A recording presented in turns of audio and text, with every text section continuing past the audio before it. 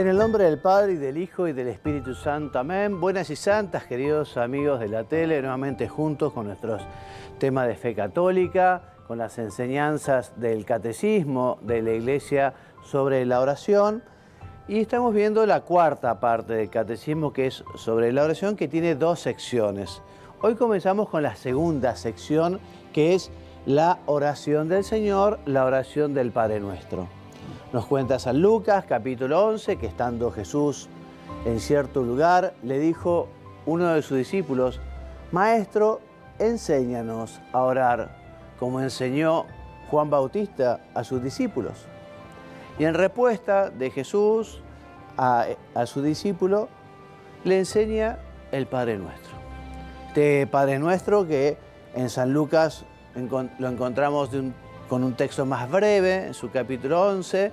En cambio, en Mateo, una versión más desarrollada, con 7 peticiones, que es la que la tradición litúrgica de la Iglesia ha conservado, y el que rezamos los domingos en la misa, los que rezamos en el rosario o en la visita al Santísimo. Padre nuestro que estás en el cielo, santificado sea tu nombre. Venga a nosotros tu reino, hágase tu voluntad en la tierra como en el cielo. Danos hoy nuestro pan de cada día. Perdona nuestras ofensas como también nosotros perdonamos a los que nos ofenden. No nos dejes caer en la tentación y líbranos del mal. Amén. Artículo primero de esta sección segunda, resumen de todo el Evangelio. Bueno, es lo que nos dice Tertuliano en su libro sobre la oración, que efectivamente la oración del Señor, la oración dominical, la oración del Padre Nuestro, es en verdad el resumen de todo el Evangelio. Y agrega: cada uno puede dirigir al cielo diversas oraciones según sus necesidades, pero comenzando siempre por la oración del Señor, que sigue siendo la oración fundamental. Es el corazón de las Escrituras.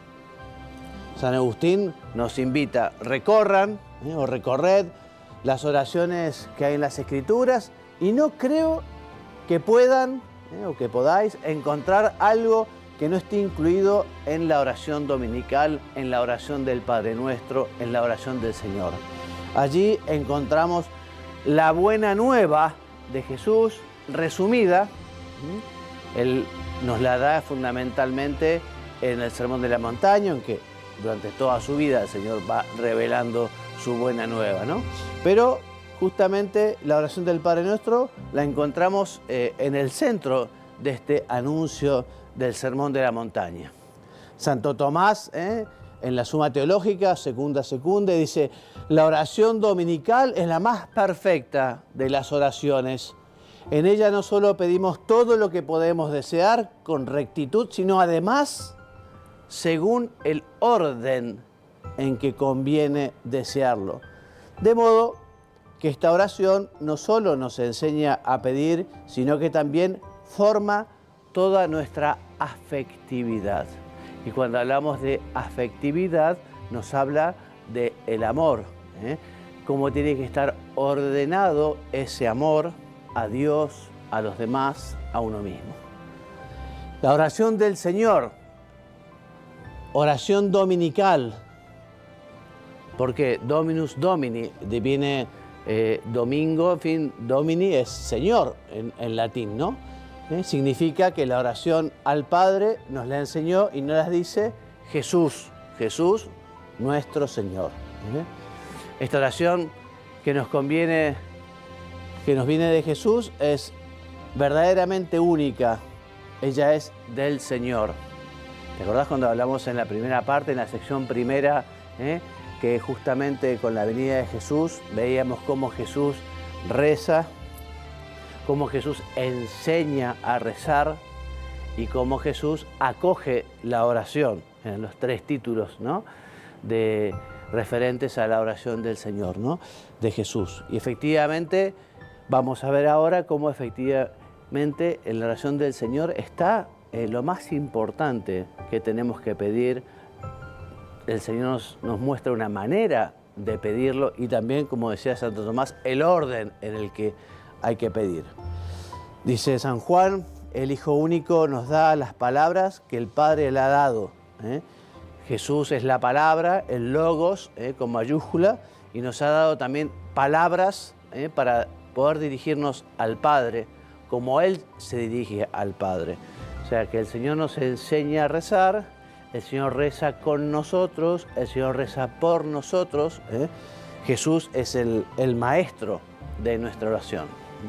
Él nos revela las necesidades de los hombres y nos da el modelo de nuestra oración. Bueno, el Padre Nuestro es oración de la Iglesia. Ya la Didache nos cuenta cómo las primeras comunidades recitaban la oración del Señor 3 veces al día, nos cuenta este documento. Nos dice que la oración del Señor está arraigada en la oración litúrgica, ¿no? En la Santa Misa de un modo particular, pero también en los demás sacramentos. En general rezamos siempre esta oración del Señor.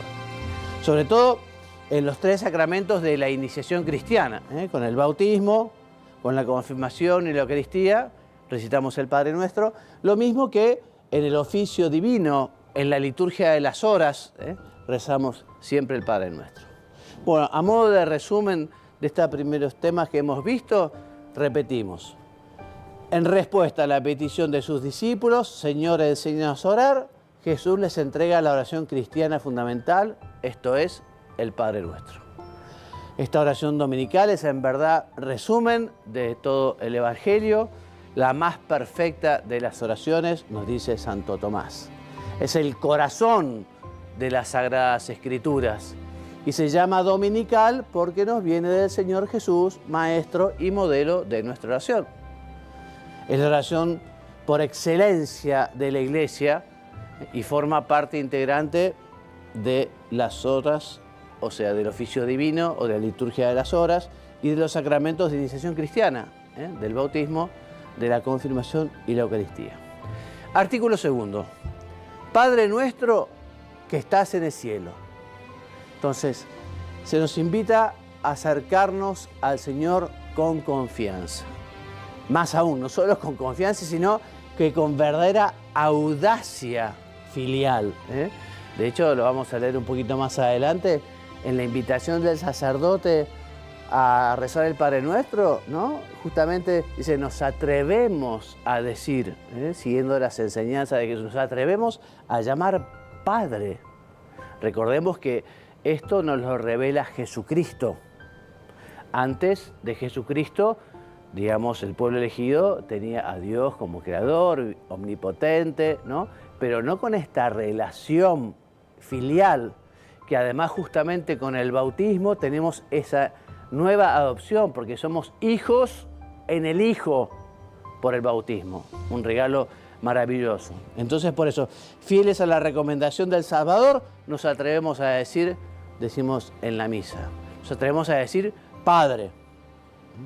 Orar al Padre es entrar en su misterio tal como Él es y tal como su Hijo nos lo ha revelado. Podemos invocar a Dios como Padre porque ha sido revelado por su Hijo.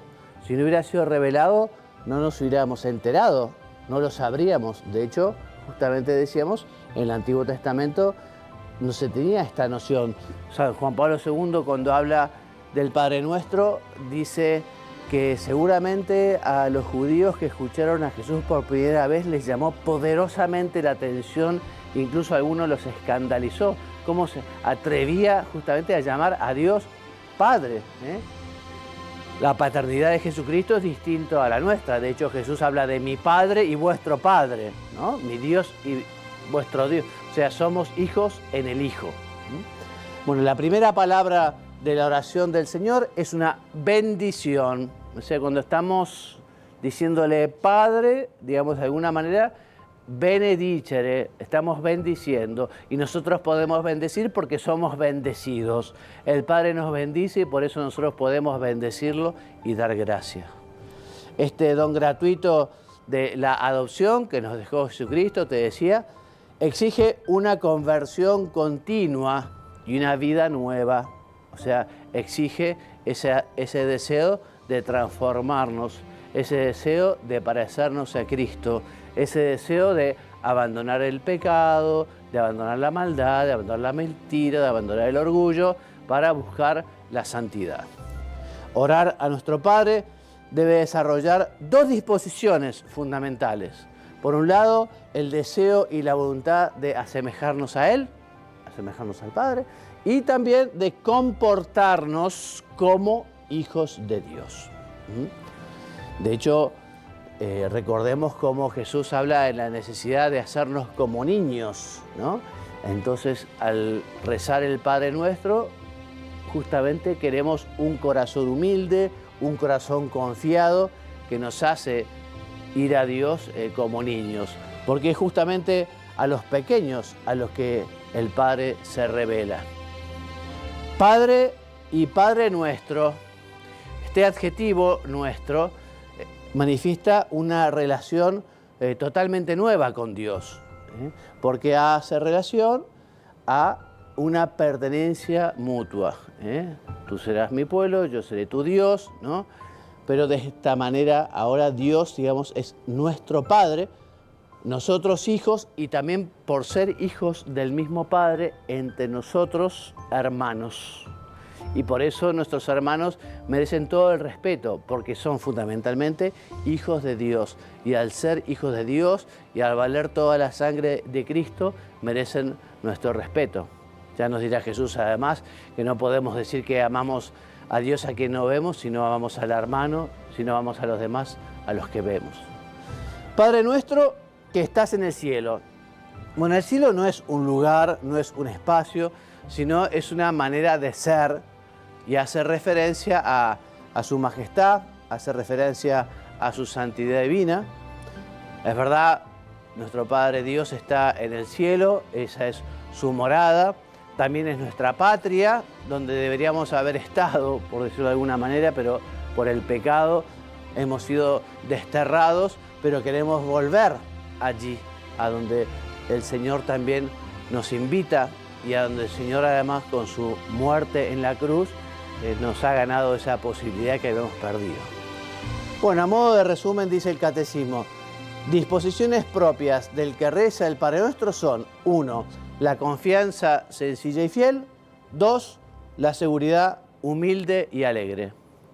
Podemos invocar a Dios como Padre porque nos lo ha revelado, revelar, quitar el velo, manifestar. Como antes eran las fotografías, se revelaban, era algo oscuro y de pronto, siendo revelado, aparecía el color, la figura, las formas. Bueno, Jesucristo nos ha revelado esta filiación. Por el Padre Nuestro somos incorporados, adoptados como hijos de Dios. Orar al Padre debe hacer crecer en nosotros la voluntad de asemejarnos a Él, así como debe fortalecer un corazón humilde y confiado. Decíamos que al decir nuestro, invocamos esta nueva alianza a Jesucristo. Y al decir estás en el cielo, que no designa un lugar, sino la majestad de Dios y su presencia en el corazón de los justos, también hacemos referencia a que nosotros queremos volver a la casa paterna, nosotros queremos volver al cielo. De hecho, todos somos peregrinos, no tenemos morada permanente, viviremos un tiempo y justamente hemos sido llamados y salvados para poder alcanzar la gloria eterna, nuestra patria definitiva. Bueno, y antes de hablar de las 7 peticiones del Padre Nuestro, el artículo 3, vamos a hacer un breve corte y continuamos luego.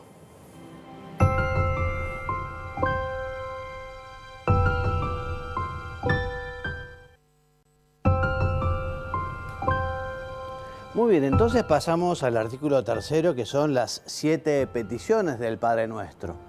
Entonces, después de habernos puesto en su presencia para adorarle, para amarle, para bendecirle, el Espíritu Filial hace surgir de nuestros corazones 7 peticiones, 7 bendiciones que pedimos a Dios.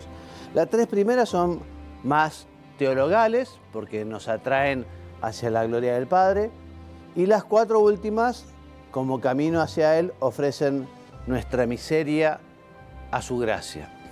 El primer grupo de peticiones nos lleva hacia Él, para Él, tu nombre, tu reino, tu voluntad. Como lo propio del amor es pensar primeramente en aquel que amamos, nosotros nos referimos primero a Dios y justamente queremos su gloria, su bendición, que su nombre sea santo, que su reino esté aquí en la tierra, que se haga su voluntad. Por eso en la oración primero nos dirigimos a Dios, ¿no? Cada una de estas tres peticiones nos mueve el deseo ardiente del Hijo amado por la gloria de su Padre. Santificado sea tu nombre, venga a nosotros tu reino, hágase tu voluntad, ¿no? Es lo que Jesús hizo en su vida y es lo que Jesús quiere que hagamos en la nuestra, ¿no? Santificar el nombre de Dios, que el reino de Dios ya venga a nosotros y que nosotros llevemos el reino de Dios a los demás, que se haga su voluntad. Bien. Mediante estas tres primeras peticiones somos afirmados en la fe, ¿no? Porque efectivamente con esto manifestamos el amor que le tenemos al Padre, su nombre, creemos en la gloria, creemos en su voluntad. Primera, entonces, manifestación de amor o de adoración, ¿no? Esta petición que sea santificado sea tu nombre, ¿no? Santificado es un deseo ardiente, que el mundo santifique tu nombre, que el mundo te adore, que el mundo te alabe, que el mundo realmente reconozca tu belleza, su bondad. Esta petición es enseñada por Jesús como algo a desear profundamente y de todo corazón. Su nombre ha de ser santificado en nosotros y también por nosotros, en el sentido de que efectivamente nosotros, nuestra presencia, nuestra vida, debe santificar el nombre de Dios, porque somos suyos, porque somos sus hijos, porque somos su criatura. Entonces, justamente nuestra vida en la que elegimos el bien, la bondad, la verdad, santifica el nombre de Dios, Él lo hace santo. Como lo contrario, un mal hijo, un hijo pervertido, un hijo maligno, un hijo mentiroso, y está haciendo daño al nombre de su padre, a su apellido. Entonces estamos pidiendo a Dios santificar su nombre. Se trata del nombre que nos da la salvación. Tertuliano decía, cuando decimos santificado sea tu nombre, pedimos que sea santificado en nosotros, que estamos en Él, pero también en los otros. Santificado sea tu nombre en nosotros porque pedimos que lo sea en todos los hombres. Esta petición contiene a todas y es escuchada gracias a la oración de Cristo. O sea, al alabar al Padre, al pedir que su nombre sea santificado, de alguna manera allí están recogidas todas las peticiones. Venga a nosotros tu reino. Entonces, el reino de Dios está en nosotros, en el sentido de que cuando nosotros recibimos la gracia del bautismo, cuando recibimos la gracia de la confesión, cuando recibimos la gracia de la Eucaristía, el reino de Dios está en nosotros.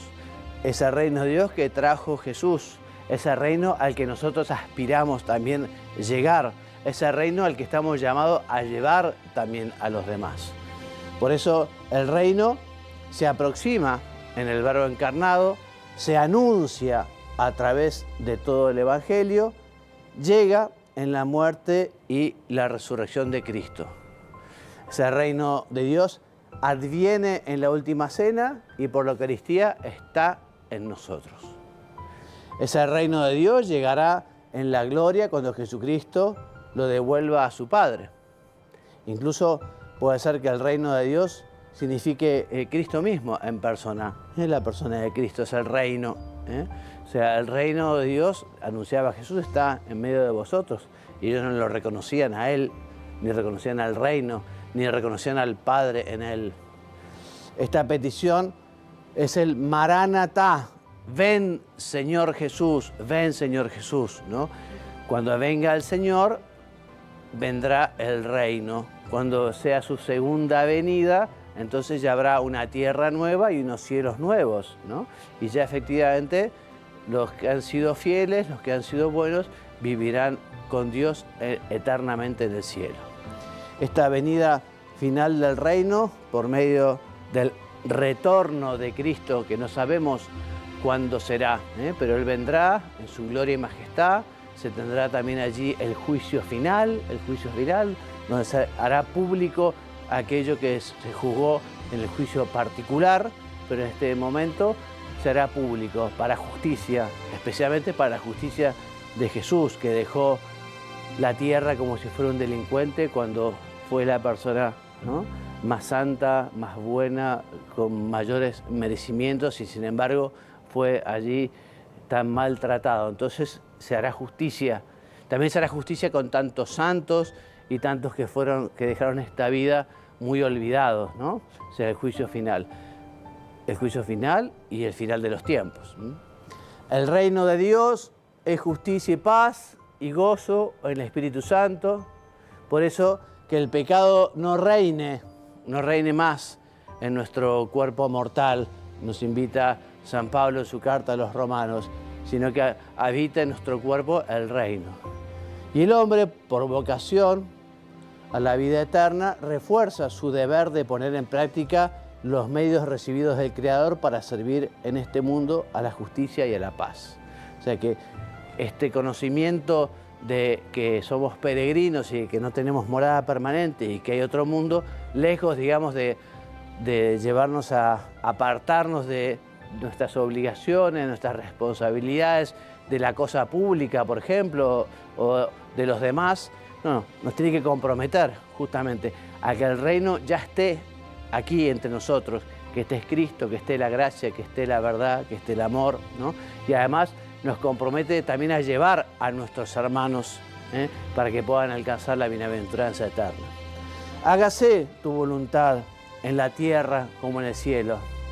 La voluntad de nuestro Padre es que todos los hombres se salven y lleguen al conocimiento de la verdad, nos dice San Pablo en su primera carta a Timoteo. Este es el deseo de Dios, que todos se salven, que todos lleguen al cielo, que todos seamos felices, felices en la tierra, felices en el cielo.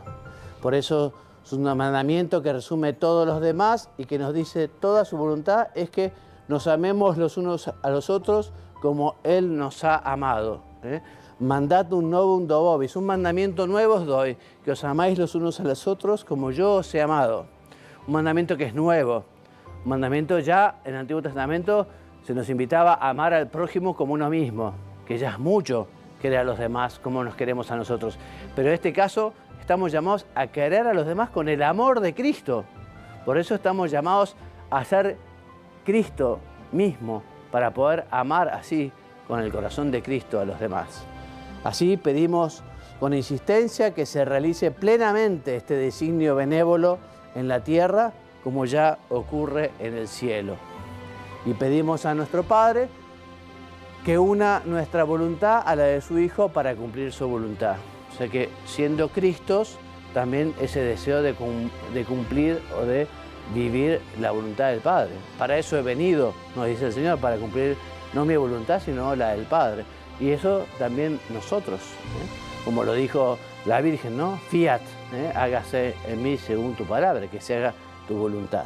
Y así, unidos a Jesús, podemos hacer lo que agrada al Padre.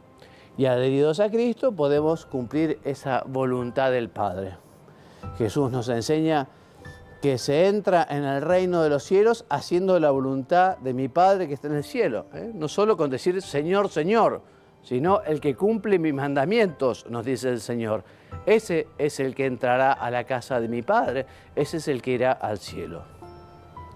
Danos hoy nuestro pan de cada día.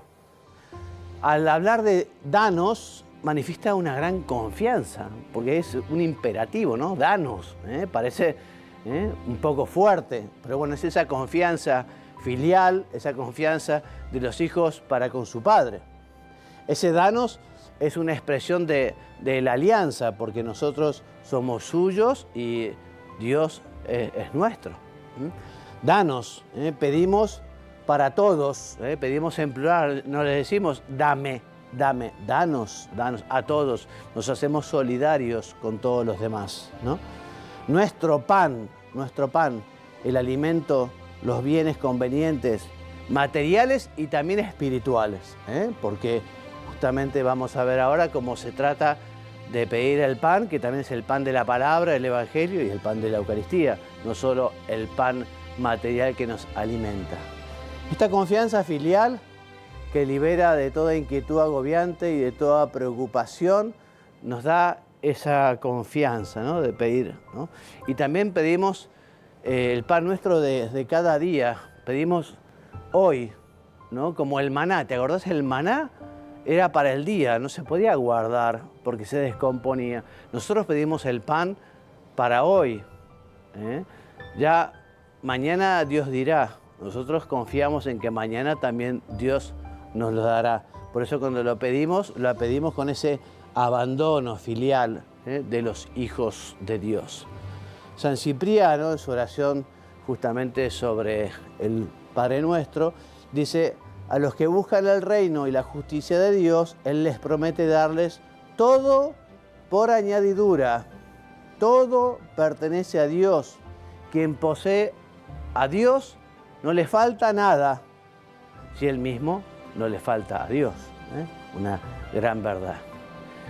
Te decía que el drama del hambre en el mundo, ¿no?, también llama a los cristianos a una responsabilidad efectiva hacia sus hermanos, ¿no? Por eso en esta petición de la oración del Señor, digamos, no puede ser aislada de aquellas dos bellísimas parábolas de Jesús, ¿no? La del pobre Lázaro, ¿no? Estaba Epulón, el hombre rico, que se daba grandes fiestas y no tenía ninguna misericordia de los demás, y el pobre Lázaro, que después justamente fue premiado. Bien, esa parábola y también la del juicio final, ¿no? O sea, justamente tuve hambre y no me diste de comer, tuve sed y no me diste de beber, estuve preso y no me visitaste, desnudo y no me vestisteis, ¿no? O sea, a cada uno se le va a dar según lo que ha dado. A cada uno se lo va a medir como mide a los demás.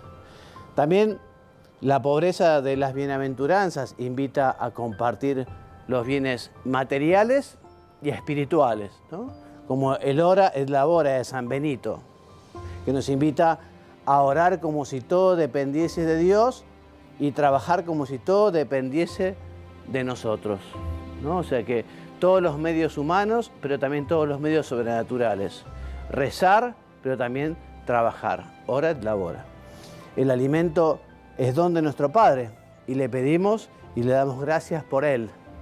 Este es el sentido también de la bendición de la mesa cristiana, ¿no? Cuando nos reunimos, bendecimos porque damos gracias de poder tener esos alimentos y también los pedimos para aquellos que lo necesitan.